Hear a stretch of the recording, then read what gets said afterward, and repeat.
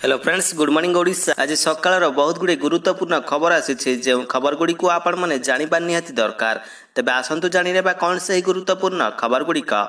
तेज ता पूर्व आपन को अनुरोध अटे जे जदि आपन को वीडियोटी भल लगे आपन लाइक करने सहित वीडियो को अधिक अधिक शेयर करेंगे। यह सहित यह लेटेस्ट खबर सबको जानापी आम चैनल को सब्सक्राइब करूँ। तेज आसतु आरंभ करवा आज खबर अभियान। प्रथम बड़ खबरटी होछि आसिला एक नुआ बढ़िया स्कीम 5 लाख देवे सरकार।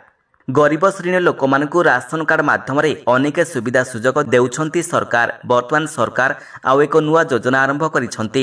एही योजना माध्यम सरकार घर तैयारी करिबा पई टंका देउछंती। मार्च 11 तारिखरु एही योजनार शुभारंभ करिवे सरकार। तबे जेउ मानकर खाली जमी रहिछि सेमानकु घर निर्माण पई 5 लाख टंका सहायता दिया जिवो।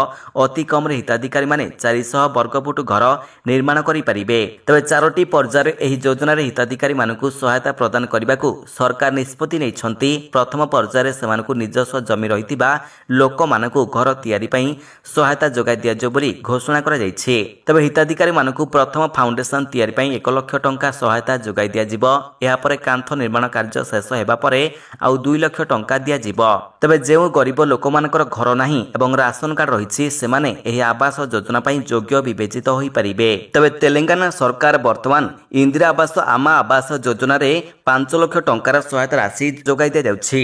परवर्ती खबरटी होछि आसिला बड़ खबर कमिला गैस सिलिंडर दर।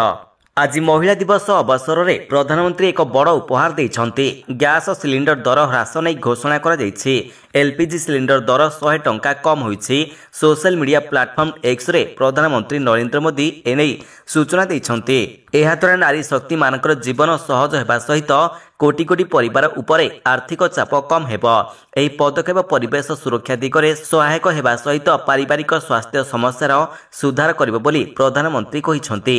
तबे यह पूर्व गतकाली केंद्र सरकार 6टी प्रमुख निष्पत्ति को मंजूरी देथिले। सेति मध्यरु गोटिए महिला मानकर पई उद्दिष्ट रहिथिला। पीएम उज्ज्वला योजनार सब्सिडी 1 वर्ष पई वृद्धि करा जायथिला। 2025 मसिया मार्च मास 31 तारिख पर्यंत एलपीजी सिलिंडर उपरे सब्सिडी मिलिबो बोली केंद्र मंत्री पीयूष गोयल घोषणा करथिले। परवर्ती खबरटी होउछि महिला मानकु सरकार देबे 12,000 टंका। देश में महिला मानकर पई अनेक प्रकार योजना चालू रही। योजना गुड़िक मध्यरु केतक केंद्र सरकार एवं राज्य सरकार आरंभ करुछंती। तबे महिला मानकर पई मध्य समान योजना छत्तीसगढ़ सरकार द्वारा परिचालित हेउछि, जेउथिरे महिला मानकु प्रतिवर्ष 12,000 टंका आर्थिक सहायता दिया जाउछि। एही योजनार नाम हेउछि महतारी बंधन वंदना योजना। तबे मार्च 8 तारिख रे 1,000 टंका समस्त महिला मानकर अकाउंट रे जमा हेबो। प्रति मासरे एही राशि महिला मानकर अकाउंट को आसीबो। एही योजना पई आवेदन करुथिबा महिला मानकर बयस 21 वर्ष रु 60 वर्ष मध्य हेबा उचित अटे। यह व्यतीत परिवार वार्षिक आय 2.5 लाख रु अधिक हेबा उचित नुहे। केवल विवाहिता महिला मानकु एही योजनार लाभ दिया जाउछि। केवल छत्तीसगढ़ मूल महिला माने एही योजना रे लाभ उठाई परिबे। परवर्ती खबरटी हेउछि छात्र छात्री मानकु मिलिबो मागणा लैपटॉप, जल्दी करंतु आवेदन। छात्र छात्री मानकर पाठ पढ़ा को सहज एवं सरल करने पई केंद्र सरकार द्वारा मागणा लैपटॉप योजना आरंभ करा जायछि। एही योजना अधीन रे सबु छात्र छात्री मानकु मागणा लैपटॉप दिया जिवो। एथिमे प्रत्येक छात्र छात्री मानकु लाभ पाइबा पई आवेदन करबाकू पड़िबो। तबे युवपीढ़ी मानकु आकर्षित करबा पई केंद्र सरकार द्वारा वन स्टूडेंट वन लैपटॉप योजना आरंभ करा जायछि। एही योजनार सुफल कार्यर दायित्व एआईसीटी संस्था को दिया जायछि। एही अनुष्ठान मध्य वृत्ति कार्यर जत्न नेउछि। तबे योजना अधीन रे डाक्टरी, इंजीनियरिंग एवं अन्य क्षेत्र में अध्ययन करुथिबा युववर्ग आवेदन करि परिबे। एथिपई छात्र छात्री मानकर पई 18 वर्ष रु अधिक बयस हेबा बाध्यतामूलक रहिछि।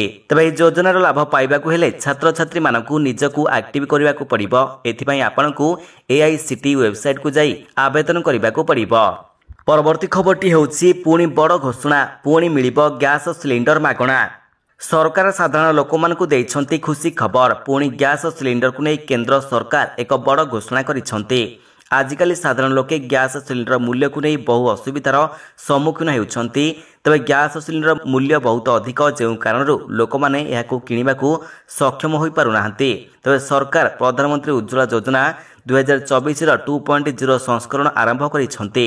एही योजनार अधीन रे आर्थिक दृष्टि दुर्बल एवं गरीब परिवार सस्ता गैस सिलिंडर एवं मागणा रंधन गैस संजोग देउछंती। ତେବେ ମହିଳାମାନେ ଏହି ଯୋଜନାର ବିଶେଷ ଲାଭ ପାଆନ୍ତି। ତେଣୁ ଏଥିପାଇଁ ଆଧାର କାର୍ଡ଼, ରାସନ କାର୍ଡ଼ ଏବଂ BPL ବର୍ଗରେ ନାମ ଭଳି ଗୁରୁତ୍ୱପୂର୍ଣ୍ଣ ଜିନିଷ ଆବଶ୍ୟକତା ରହିଛି। ଯଦି ଆପଣ ପ୍ରଧାନମନ୍ତ୍ରୀ ଉଜ୍ଜ୍ୱଳା ଯୋଜନା ସହିତ ସଂଯୁକ୍ତ ନୁହନ୍ତି ତେବେ ଶୀଘ୍ର କନେକ୍ସନ ନିଅନ୍ତୁ ଏବଂ ଏହି ଯୋଜନାର ଲାଭ ଉଠାନ୍ତୁ। ଏହି ଗ୍ୟାସ୍ ସଂଯୋଗ କେବଳ ସେହି ମହିଳାମାନଙ୍କ ପାଇଁ ଉପଲବ୍ଧ ହେବ ଯେଉଁମାନେ ଦାରିଦ୍ର୍ୟ ସୀମାରେଖା ତଳେ ରହିଛନ୍ତି। ପରବର୍ତ୍ତୀ ଖବରଟି ହେଉଛି 2 କୋଟି ମହିଳାଙ୍କୁ ଲକ୍ଷପତି କରିବେ ସରକାର। ଆଜି ମହିଳା ଦିବସ। ପ୍ରତିବର୍ଷ ମାର୍ଚ୍ଚ 8 ତାରିଖକୁ ବିଶ୍ୱ ମହିଳା ଦିବସ ଭାବରେ ପାଳନ କରାଯାଉଛି। ମହିଳାମାନେ ସଶକ୍ତ, ସ୍ୱାଭିମାନ ତଥା ସମ୍ମାନର ସହିତ ବଞ୍ଚିବା ପାଇଁ ଅନେକ ପଦକ୍ଷେପ ନିଆଯାଉଛି। ବିଶେଷ କରି ଭାରତ ଭଳି ଜନବହୁଳ ଦେଶରେ ମହିଳାମାନଙ୍କର ସାମାଜିକ ସୁରକ୍ଷା, ଶିକ୍ଷା, ସମ୍ମାନ ପ୍ରତି ବେଶ୍ ଦୃଷ୍ଟି ଦିଆଯାଉଛି। ତେବେ ଆସନ୍ତୁ ଜାଣିନେବା ଯେଉଁ ଯୋଜନାଗୁଡ଼ିକ ମହିଳାମାନଙ୍କୁ ସଶକ୍ତ ଏବଂ ସ୍ୱାବଲମ୍ବୀ କରିବା ସହିତ ଅଧିକରୁ ଅଧିକ ଆର୍ଥିକ ସୁଯୋଗ ଦେଉଛି। ବେଟି ବଚାଓ ବେଟି ପଢ଼ାଓ। ଏହି ଯୋଜନାରେ ମହିଳାମାନଙ୍କର ଅନୁପାତ ବଢ଼ାଇବା ତଥା ଝିଅମାନଙ୍କର ଶିକ୍ଷା ସୁନିଶ୍ଚିତ କରିବାକୁ ଲକ୍ଷ୍ୟ ରଖାଯାଇଛି। ଷ୍ଟାର୍ଟଅପ୍ ଇଣ୍ଡିଆ ଯୋଜନା। ଏହି ପଦକ୍ଷେପ ମହିଳା ଉଦ୍ୟୋଗଙ୍କୁ ଋଣ ଏବଂ ସହାୟତା ଯୋଗାଉଛି। ସ୍କିଲ୍ ଇଣ୍ଡିଆ ମିଶନ ଯୋଜନା ମହିଳାମାନଙ୍କୁ ଶିଳ୍ପ ସମ୍ବନ୍ଧୀୟ କୌଶଳ ସଜାଇବା ଉପରେ ଧ୍ୟାନ ଦେଉଛି, ଯାହାକି ସେମାନଙ୍କୁ ନିଯୁକ୍ତି ଏବଂ ପ୍ରତିଯୋଗୀ କରାଇଥାଏ। ୱାନ୍ ଷ୍ଟପ୍ ସେଣ୍ଟର ବା OCC ଯୋଜନା। ଏହି ସେଣ୍ଟରଗୁଡ଼ିକ ହିଂସା ଦ୍ୱାରା ପ୍ରଭାବିତ ମହିଳାମାନଙ୍କୁ ଚିକିତ୍ସା ସହାୟତା ଯୋଗାଉଛି। ଏହା ସହିତ ଆଇନ ସହାୟତା ଏବଂ ପରାମର୍ଶ ସହିତ ସମନ୍ୱିତ ସହାୟତା ପ୍ରଦାନ କରୁଛି। ତେବେ ସୁକନ୍ୟା ସମୃଦ୍ଧି ଯୋଜନା ହେଉଛି ଆକର୍ଷଣୀୟ ସୁଧହାର ଏବଂ ଟିକସ ସୁବିଧା ପ୍ରଦାନ କରୁଛି। ଏହା ସହିତ ପ୍ରଧାନମନ୍ତ୍ରୀ ମୁଦ୍ରା ଯୋଜନା ଛୋଟ ଛୋଟ ମହିଳା ଉଦ୍ୟୋଗୀମାନଙ୍କ ପାଇଁ ସହଜରେ ଋଣ ଉପଲବ୍ଧ କରୁଛି, ଯାହାକି ସେମାନଙ୍କୁ ସେମାନଙ୍କର ବ୍ୟବସାୟ ଆରମ୍ଭ ଏବଂ ବୃଦ୍ଧି କରିବାରେ ସକ୍ଷମ କରୁଛି। ପରବର୍ତ୍ତୀ ଖବରଟି ହେଉଛି ପାଣିପାଗ କେନ୍ଦ୍ରର ପୂର୍ବାନୁମାନ। ଆସନ୍ତା 3 ଦିନ ପର୍ଯ୍ୟନ୍ତ ରାଜ୍ୟର ଏହିସବୁ ଜିଲ୍ଲାରେ ଜାରି ରହିବ ବର୍ଷା। ରାଜ୍ୟରେ ପ୍ରଚଣ୍ଡ ଖରାର ପ୍ରକୋପ ମଧ୍ୟରେ ଗତ କିଛି ଦିନ ହେବ ହାଲୁକା ବର୍ଷା ହେଉଛି। ତେବେ ରାଜ୍ୟର କେତେକ ଅଞ୍ଚଳରେ ହାଲୁକା ବର୍ଷା ହେଉଥିବା ସହିତ ଅନ୍ୟ କେତେକ ଅଞ୍ଚଳରେ ଘଡ଼ଘଡ଼ି ସହିତ ବର୍ଷା ହେଉଛି। ଏପରିକି ଆସନ୍ତା 3 ଦିନ ପର୍ଯ୍ୟନ୍ତ ରାଜ୍ୟରେ ହାଲୁକା ବର୍ଷା ଜାରି ରହିବ। ଉତ୍ତର ଆଭ୍ୟନ୍ତରୀଣ ଓଡ଼ିଶା ସମେତ ଉପକୂଳ ଏବଂ ଦକ୍ଷିଣ ଓଡ଼ିଶାର କିଛି ଜିଲ୍ଲାରେ ହାଲୁକା ବର୍ଷା ହେବ ବୋଲି ପୂର୍ବାନୁମାନ କରିଛି ଆଞ୍ଚଳିକ ପାଣିପାଗ କେନ୍ଦ୍ର। ଘୂର୍ଣ୍ଣିବଳୟ ପ୍ରଭାବରେ ରାଜ୍ୟରେ ଏଭଳି ପାଗ ଜାରି ରହିବ। ତେବେ ଗତକାଲି କଟକ, ଖୋର୍ଦ୍ଧା, ବାଲେଶ୍ୱର, ଭଦ୍ରକ, ମୟୂରଭଞ୍ଜ ଆଦି ଜିଲ୍ଲାରେ ହାଲୁକା ବର୍ଷା ରେକର୍ଡ କରାଯାଇଛି। ଏହା ସହିତ ଆଜି ମୟୂରଭଞ୍ଜ, ବାଲେଶ୍ୱର, ଭଦ୍ରକ, କେନ୍ଦ୍ରାପଡ଼ା, ଯାଜପୁର, ଜଗତସିଂହପୁରରେ ମଧ୍ୟମ ଧରଣର ବର୍ଷା ହେବ। ଏହା ସହିତ 9 ଓ 10 ତାରିଖରେ ଦକ୍ଷିଣ ଓଡ଼ିଶାର ଗଞ୍ଜାମ, ଗଜପତି, ରାୟଗଡ଼ା, କୋରାପୁଟ, ନବରଙ୍ଗପୁର, କଳାହାଣ୍ଡି, କନ୍ଧମାଳ, ନୟାଗଡ଼, ଖୋର୍ଦ୍ଧା, ପୁରୀ ଓ କଟକରେ ହାଲୁକା ବର୍ଷା ହେବାର ଆକଳନ କରାଯାଇଛି।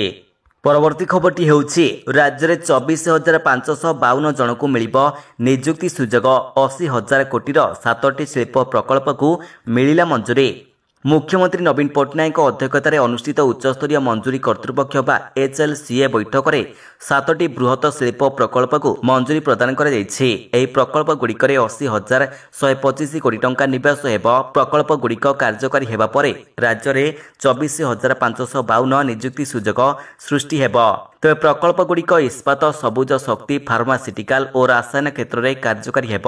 ସେଗୁଡ଼ିକ ଖୋର୍ଦ୍ଧା, ଜଗତସିଂହପୁର, ଝାରସୁଗୁଡ଼ା, ଗଞ୍ଜାମ ଓ ଭଦ୍ରକ ଜିଲ୍ଲାରେ ସ୍ଥାପନ କରାଯିବ, ଯାହାକି ଓଡ଼ିଶାକୁ ଏକ ଅଗ୍ରଣୀ ମାନୁଫ୍ୟାକ୍ଚରିଂ ବା ନିର୍ମାଣ ସ୍ଥଳରେ ପରିଣତ କରିବା ସହିତ ଅର୍ଥନୈତିକ ଅଭିବୃଦ୍ଧିରେ ସହାୟକ ହେବ। ପରବର୍ତ୍ତୀ ଖବରଟି ହେଉଛି ନିର୍ବାଚନ ପୂର୍ବରୁ କେନ୍ଦ୍ର ସରକାରଙ୍କ ଭେଟି ବୃଦ୍ଧି ପାଇଲା କେନ୍ଦ୍ରୀୟ କର୍ମଚାରୀମାନଙ୍କର DA। କର୍ମଚାରୀ ଓ ପେନ୍ସନଧାରୀମାନଙ୍କୁ ମୋଦି ସରକାରଙ୍କ ବଡ଼ ଉପହାର। ବଢ଼ିଲା DA। ହୋଲି ପୂର୍ବରୁ ସରକାରଙ୍କ ଭେଟି ପାଇଁ କର୍ମଚାରୀମାନେ ହେଲେ ଖୁସି। ତେବେ କେନ୍ଦ୍ରୀୟ କର୍ମଚାରୀ ଓ ପେନ୍ସନଭୋଗୀମାନଙ୍କର ମହଙ୍ଗା ଭତ୍ତା ଓ ମହଙ୍ଗା ରିଲିଫକୁ 46%ରୁ 85%କୁ ବୃଦ୍ଧି କରାଯାଇଛି। ତେବେ ପ୍ରଧାନମନ୍ତ୍ରୀ ନରେନ୍ଦ୍ର ମୋଦିଙ୍କ ଅଧ୍ୟକ୍ଷତାରେ ଅନୁଷ୍ଠିତ କ୍ୟାବିନେଟ୍ ବୈଠକରେ ମହଙ୍ଗା ଭତ୍ତା ବୃଦ୍ଧି ପାଇଁ ନିଷ୍ପତ୍ତି ନିଆଯାଇଛି। ଜାନୁଆରୀ 1 ତାରିଖରୁ ଜୁନ୍ 30, 2024 ପର୍ଯ୍ୟନ୍ତ ମହଙ୍ଗା ଭତ୍ତା ବୃଦ୍ଧି କରାଯାଇଛି। ତେବେ ସରକାରଙ୍କ ଏହି ନିଷ୍ପତ୍ତିରେ ପ୍ରାୟ 49 ଲକ୍ଷ କେନ୍ଦ୍ରୀୟ କର୍ମଚାରୀ ଏବଂ 68 ଲକ୍ଷ ପେନ୍ସନଭୋଗୀ ଉପକୃତ ହେବେ। ପରବର୍ତ୍ତୀ ଖବରଟି ହେଉଛି ପୁଣି ଚମକାଇ ଦେଲା ଆଜିର ସୁନା ଦର। ଜାଣନ୍ତୁ ଆଜି ଆପଣଙ୍କର ସହରରେ କେତେ ରହିଛି ସୁନା ଦର। ସୁନା ଦର ଦିନକୁ ଦିନ ବଢ଼ିବାରେ ଲାଗିଛି। ଏହାରି ଭିତରେ ପୁଣି ସୁନା 500 ଟଙ୍କା ବଢ଼ିଯାଇଛି। ଜାତୀୟ ରାଜଧାନୀର ବଜାରରେ ସୁନା ମୂଲ୍ୟ 500 ଟଙ୍କା ବୃଦ୍ଧି ହୋଇ 10 ଗ୍ରାମ ପ୍ରତି 65,650 ଟଙ୍କା ହୋଇଯାଇଛି। ଏହା ସର୍ବକାଳୀନ ଉଚ୍ଚ ରେକର୍ଡ ଅଟେ। ତେବେ କ୍ରମାଗତ ତୃତୀୟ ଦିନ ପାଇଁ ସୁନା ଦର ବୃଦ୍ଧି ପାଇଛି। ଶେଷ ବାଣିଜ୍ୟରେ ସୁନା ମୂଲ୍ୟ 10 ଗ୍ରାମ ପିଛା 65,150 ଟଙ୍କାରେ ବନ୍ଦ ହୋଇଛି। ତେବେ ରୂପା ମୂଲ୍ୟ ମଧ୍ୟ 400 ଟଙ୍କା କିଲୋଗ୍ରାମ ପିଛା ବୃଦ୍ଧି ପାଇ 74,900 ଟଙ୍କା ହୋଇଛି। ପରବର୍ତ୍ତୀ ଖବରଟି ହେଉଛି ଆଜିଠାରୁ ଲଗାତାର 3 ଦିନ ପର୍ଯ୍ୟନ୍ତ ବ୍ୟାଙ୍କ ବନ୍ଦ ରହିବ। ଆଜିଠାରୁ ଲଗାତାର 3 ଦିନ ବ୍ୟାଙ୍କ ଏବଂ ଷ୍ଟକ୍ ମାର୍କେଟ ସମଗ୍ର ଦେଶରେ ବନ୍ଦ ରହିବ।